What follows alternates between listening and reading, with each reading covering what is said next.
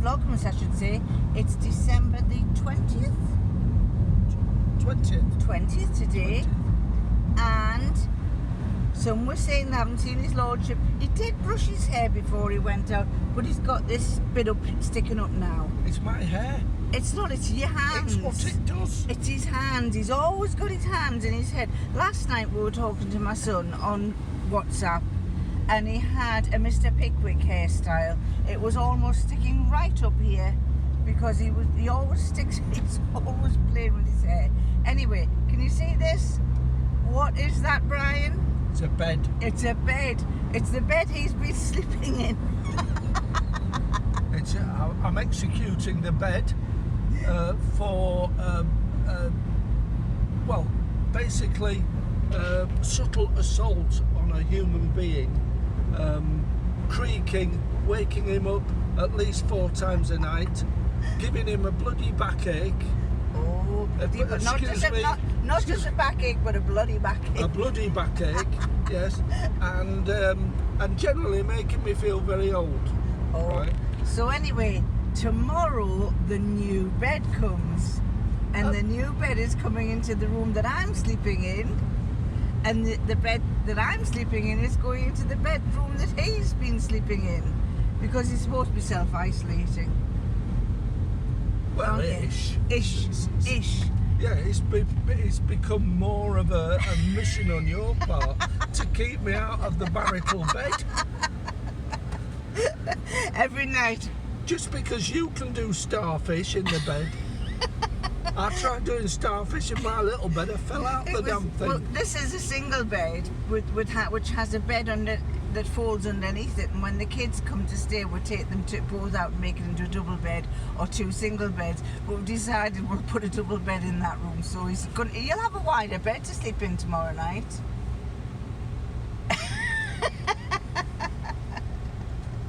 Oh, bless him. Roll on the bloody vaccinations, then you'll have no excuse. Well, we've done that Omni. I don't know if you heard the UK one. There's a website called Omni where you can type in your age and any underlying issues you have. Well, neither of us have underlying issues apart from being mad. That we know of. That we know of. Because everybody says we're mad as a box of frogs. But we don't have any underlying issues. So he's going to be February and I'm going to be March. So hopefully it'll be a bit sooner than that. What else was I going to say? Rivet. Oh, Rivet, yeah. But mine's a box of frogs. Anyway, we've had the news yesterday that apparently we're all going to be basically in lockdown over Christmas. The Christmas Day meal we were hoping to have, the lady rang up and said we're cancelling it because with us we're remaining in tier 3, which means that no restaurants can be open, and we thought they might have been open over Christmas, but they're not. So we are going to be what is it, soup and a sandwich? We'll have to do a video on Christmas Day.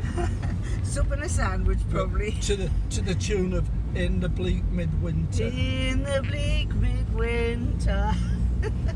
Actually, oh God, I think her name is Linda. Do you know, I'm terrible on names.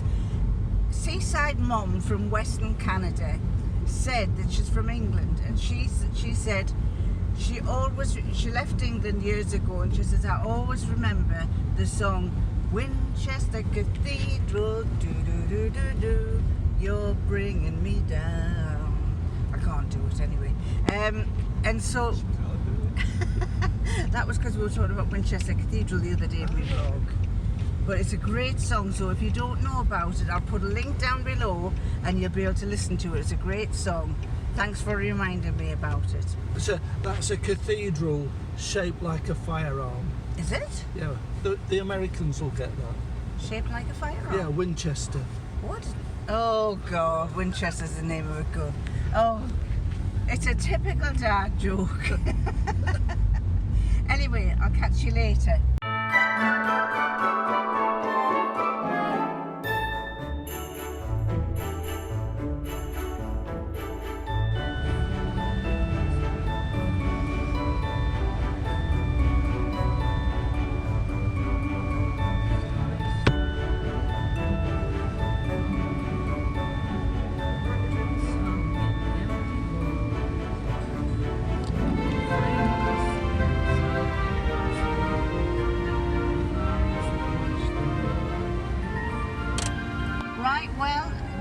bed has been dropped off. The car is now empty, and we're heading off to Sainsbury's this time. We usually shop at Tesco's. We're going to Sainsbury's because it's en route, and we're going to do our Several theories involved. Is this our Christmas shop? This is our Christmas shop. Christmas shop. Subanasani. Yeah, we're looking for a pre-cooked Christmas meal. Yeah, we're going to have a pre-cooked meal. We've decided we are going to be slovenly and get a pre-cooked meal. Preferably, I would like a Charlie Biggins because I love Charlie Biggins. It's expensive, slightly more expensive, but by golly, it's got some taste in it. It's lovely. It's absolutely lovely. He does all sorts of different ones, but we haven't been to Sainsbury's since before lockdown. At least, yeah. Since March. And it's now, what, December? So we used to go to Tesco because Tesco has Charlie Biggins. And Sainsbury, despite being 5 times bigger than the Tesco's, doesn't. And I'm fingers crossed that it does, so that we can get some Charlie Biggins for our dinner for Christmas Day. Only if it does roast turkey. Oh, we're having roast turkey. Oh, well, roast something. Anything. Roast goat. I was fancying, what was that one we had the other day that one liked? Roast goat would be good. Have a bit Roast of kick goat? in it. Good. No, I was thinking of did we have a curry the other day? It was gorgeous. We had a red Thai curry. A red Thai curry. Oh. The only problem with it is that you have to wear the red tie, obviously, when you eat it, and my tie went in the sauce. Ignore him, he'll go away. See you later.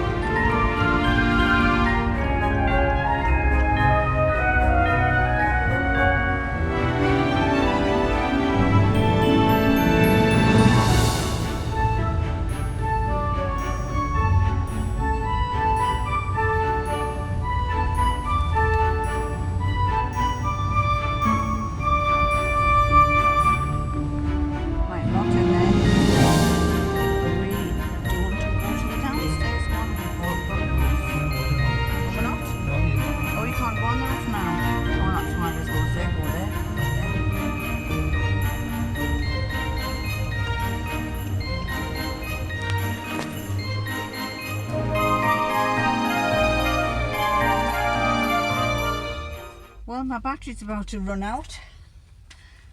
Paper one. Every time I come out I forget to bring one, so I end up, we've got a box full of, a front pocket full of them, but he has his plastic one. I just tried to get in the wrong car. Stupid boy. Stupid boy. There's a startled woman sat in a white car.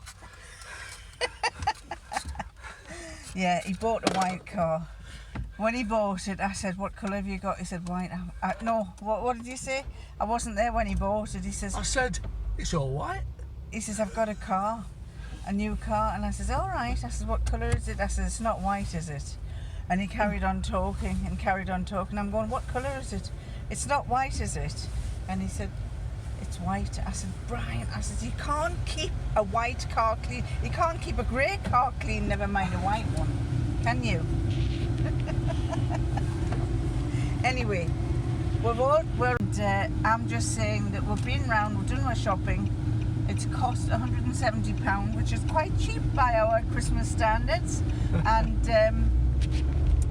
most of the stuff, you wanted the puddings, you like the puddings, and I'm not a pudding person. Oh, put your hand up, he's going to complain. I know, I'm going to say the difference is that when we're shopping and I say, what about that? I'm thinking collectively and Micheline thinks individually. Well, I just say, if you like it, get it. Yeah, and she says, so I'm thinking, right, for us, and she thinks for you and for me. No, do eat your words, mister. Eat your words, mister. Because because he's picking stuff up and not saying, do you want that? Do you know every meal we've got is a fish meal? Who likes fish more than me?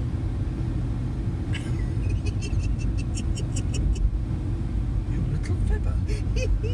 You little fibber. I said, shall I get the haddock? And you said, no, I prefer cod. Well, I prefer So no. I got the cod. Oh, well, anyway, we've got our meal, a whole week's meal set out, and through to, I think we're going to pop down to his son's on Boxing Day, who has a marquee in the garden with a heater directed towards it, and we're going to sit in the marquee of the tent in the garden and have a drink and a chat, and then I think, I don't know if we're popping down to your mum's because we're not really supposed to, are we? We've got to check the rules and what have you on that one. To be honest, I think Because his granddaughter's already in the bubble, you see. I think because we're in tier 3 and because she's 94, You might be allowed we to. might be allowed to. So Anyway. we'll find out. We shall soon find out. So my battery is getting very low, so I'll leave you there until later on today.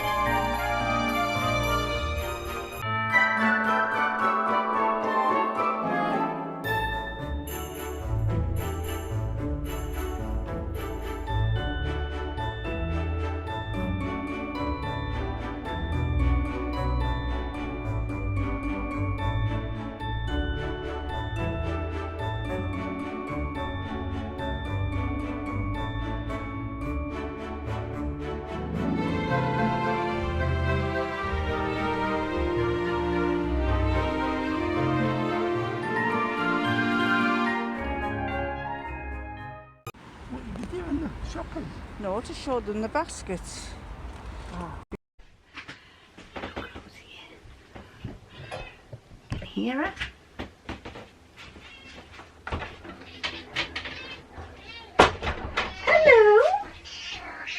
Are you going to say hello to everybody? Are you?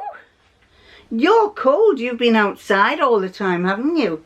You're cold, but you're purring away, aren't you? Oh, me hand. What? Tell the people all about it. How's your eye? Better? Yeah? Is it better? She's purring.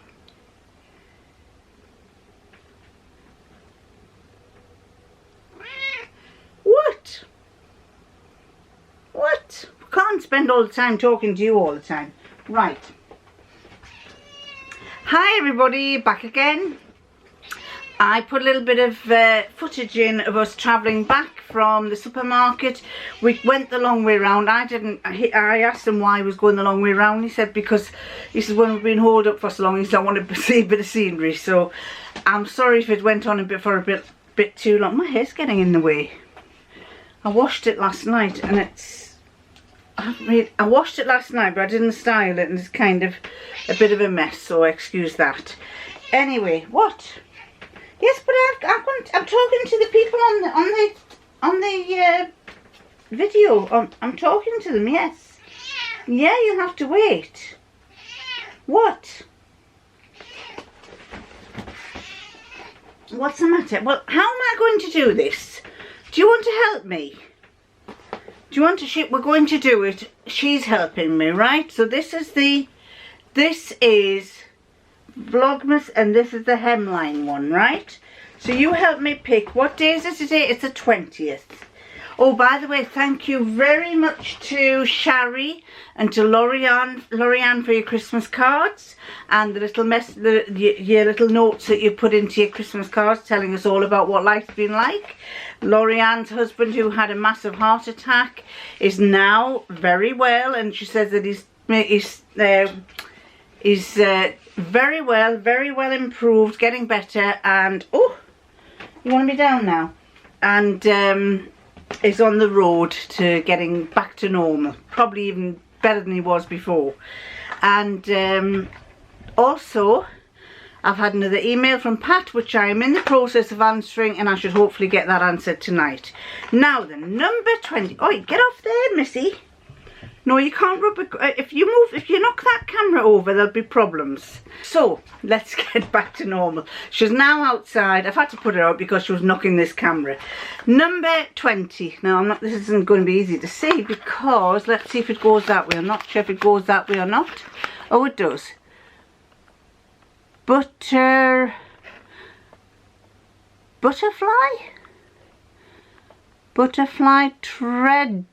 Treaders. Oh, butterfly threaders. What's a butterfly? Oh, one of those. One of those for threading. Threading? What do you thread? I know we got one of these last year and somebody told me what you did. It's for wool. Is it for wool? Or for threading? That's too big to go through your sewing needle. And I think that's too big to go through a sewing. Yeah, that's not that. They're both too big to go through a sewing needle. Somebody told me last year what they were for, and you know my memory's gone. So, if you know what it's for, tell me. I think it's for wool. I think it must be for wool or something. And it's got. Oh look, it's got. See the little indents there. You can see that little indent there. Those are cutters. There's a cutter on both sides. It's got a cutter for the thread, so I suppose you could use it to cut the thread with as well. So that's a threader and a cutter. Number 20. And then the next one is L'Occitane, which is number 20. Number 20. Where's number? Oh, right. Oh, that looks a big one. Looks like it's a big one. Pull you down. Number 20 is that one. Might be a bar of soap again. See if I can break it with my nails. Oh no, it's this side. I was going down the wrong side. Ready? What is it? Oh, no, I'm pulling the wrong one there. What is it?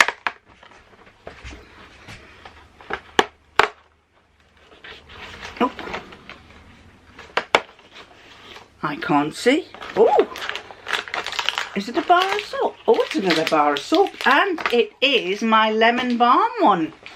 Oh, I haven't had this one.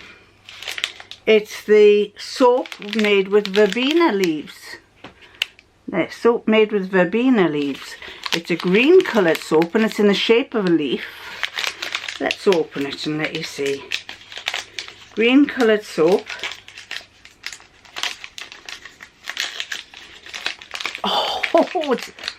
Oh, that smell it. Do you want to smell it? Look, smell it. I'll put it right up to your nose. Ready? Put it. Oh, can you smell that lovely smell? It is. Oh, that's gorgeous. That is absolutely.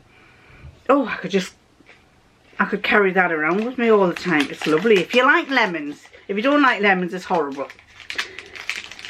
But if you like lemons, it is absolutely gorgeous. Lemon scented soap. I'm going to have to recover that up so that it doesn't lose its smell because it's absolutely gorgeous.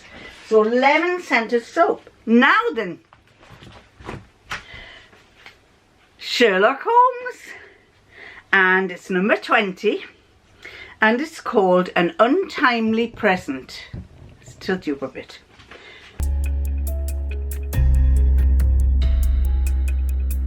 An untimely present. Having successfully solved their most recent case, Mr. Holmes and Inspectors Gregson and Lestrade were strolling back to Scotland Yard. As usual, the two policemen were busy blaming each other for everything that had been overlooked or gone wrong during the investigation. A certain Rachel supposedly played an important role. Don't you make me laugh. Don't you get too big for your boots, Gregson. Let me remind you. A cry sounded from a smart-looking house on the side of the road, followed by a series of bangs and crashes. At the back of the building, a window opened and two figures jumped out and ran away. Gregson and Lestrade halted abruptly. I'll follow them. You check out the house, Lestrade shouted and chased after the two men. Gregson looked taken aback but did as he was told for lack of another option. The front door wasn't locked. A mountain of crumpled wrapping paper lay at the bottom of the stairs with two legs poking out from underneath. When Gregson pulled away the paper, he uncovered a man with a terribly twisted neck. His hands were bound with a chain of fairy lights. "Me upset, you down here," Gregson gasped and charged up the stairs. A few minutes later they met up again. Mr. Holmes had examined the ground floor. The door to the patio had been pried open and someone had rifled through several drawers. "My results might surprise you, Mr. Holmes," Gregson announced. "Nothing's been touched upstairs. The Christmas presents are even stacked neatly in the bedroom, but the carpets on the landing, bedroom and bathroom are all soaking. It's as if something wet had been dragged along the floor." At this moment the front door opened and a young woman walked in. She stopped when she saw two men standing there. After they introduced themselves, she remained cautious. What on earth has happened? I'm just back from the shops. We ran out of wrapping paper, so I went into town for about 3/4 of an hour. Could you please tell me what's happened?" Mr. Holmes cleared his throat. "Allow me. I can reveal a number of things which may be of interest to you. And you, Mr. Gregson. So there you go. I wonder what's happened. Shall we find out in a minute after we've looked at the maps?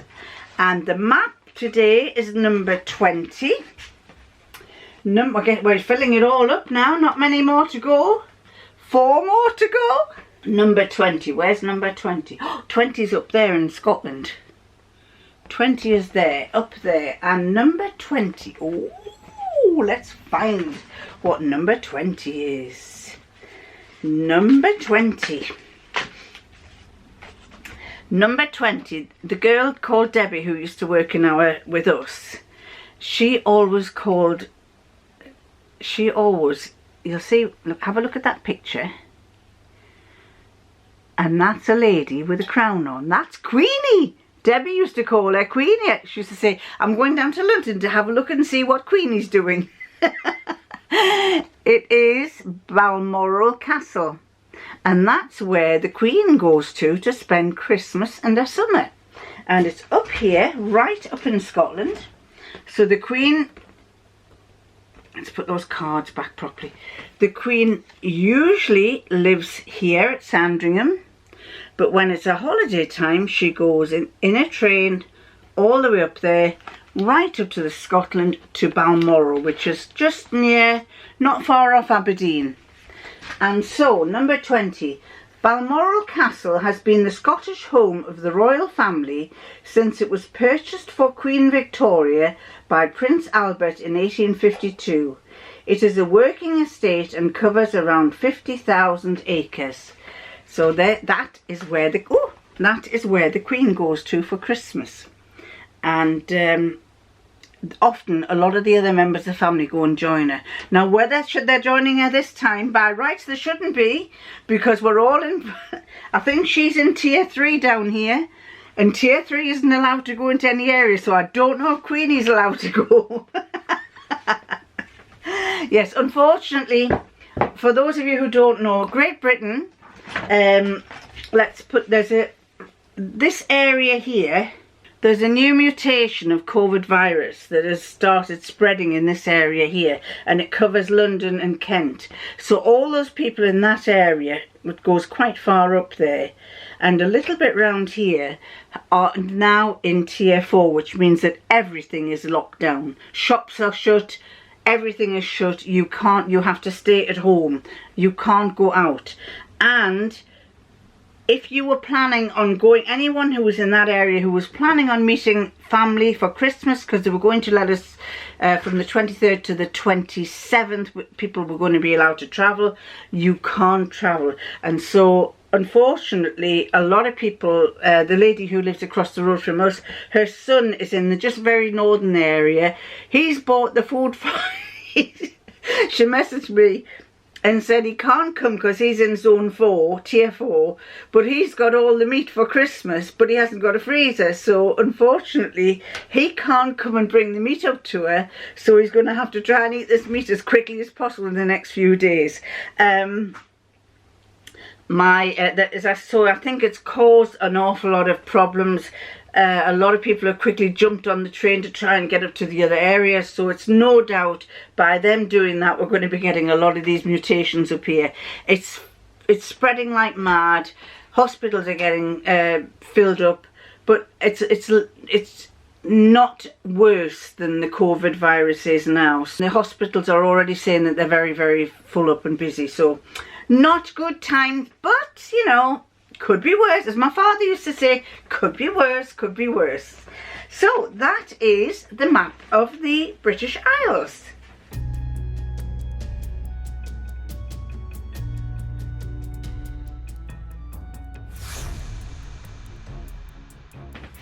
Now then, let's finish off this untimely present. Mr. Holmes described the situation he and the inspectors had witnessed, but it was too much for the poor woman. She fell silent. After a while she looked up at the detective with tears in her eyes. "But you know what happened? Hopefully my honourable friend Gregson will be able to confirm my appraisal of the situation at a later date.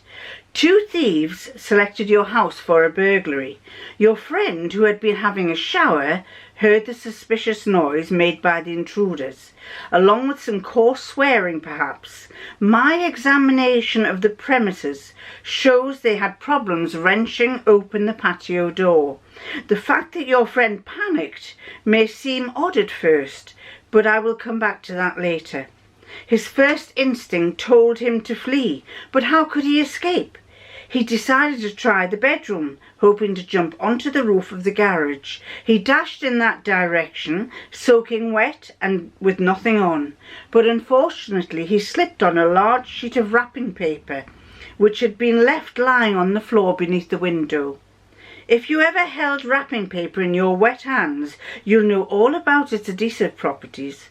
As he tried to free himself, his hands got tangled up in a chain of fairy lights, and he was unable to free himself again.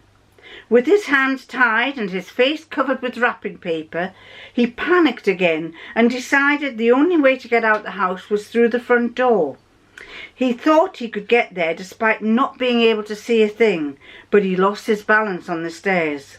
With all his Christmas decorations and everything, the fall cost him his life. When the thieves heard the noise, they fled as fast as they could, so your friend lost his life because of, if you'll excuse the pun, an unfortunate chain of events. Now let me explain why your friend was running around like a headless chicken. That's easier. You are married, but your husband is away on a business trip. There's plenty of time for love affairs when he isn't around. When your lover heard the noise made by the intruders, he assumed the man of the house must have returned earlier than expected and was understandably keen to disappear as soon as possible. That's why she was a bit concerned, because it wasn't her husband. She was having an affair. Never mind. Anyway, at that, I think I've probably bored the pants off you. Lovely, lovely emails from you all. This vlog gets put up at about midnight. By the time it's uploaded, I start about 8 or 9 o'clock. Yesterday I started early and it still got put up at midnight because everybody and their uncle must be uploading YouTube videos and it's taking longer to go up. But anyway, it went up at midnight, and at 4 this morning I woke up and needed a loo break. So I went to the toilet, came back, and I just checked my phone, looked at my messages and saw there was a few comments. Tried to answer a few of them, and I thought, no, I'm going to go back to sleep, because if I don't, I'll be awake all night. So I answered a few of you, and then I went back to sleep. I'm still trying to answer some. Sometimes when I miss the bits out, it's because I want to mention something, and I do want to mention something, but I can't remember what it was. So you'll have to wait until tomorrow. Anyway, tomorrow is the 21st. The bed is arriving in the morning. We should have been moving beds from bedroom to bedroom, but I can't be bothered. And I said, well, where am I going to sleep? So we had a thought about it, and I said, right, we're getting up early tomorrow morning and we'll do the bed move tomorrow, because he's got a single bed in his room. The double bed's going from our bedroom into that room. The single bed's got to be moved, and then we've got to make sure that that bedroom's all clean and tidied and hoovered, and everything that was well, there wasn't anything under the bed, but the hoover that cleared all the dust and hoovered everything underneath the bed in areas that we can't always get at.